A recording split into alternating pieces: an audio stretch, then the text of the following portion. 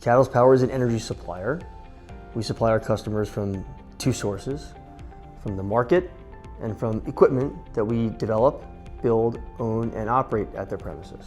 That equipment is typically energy producing. It could be something that produces just power or power and thermal energy, so either heat or cooling, that we connect into the building systems.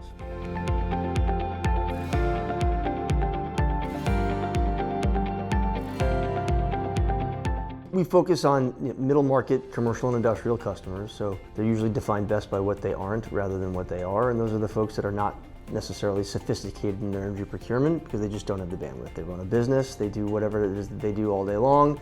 It's probably best if they leave the energy procurement up to somebody else. That can range in size and in geography, but our customers are everywhere from pizzerias and laundromats and all the way up to extremely large industrial consumers.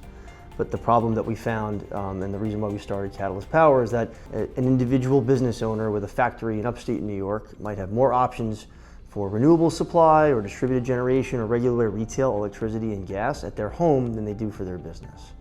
And that was the gap that we saw and why we created Catalyst Power, to fill that gap.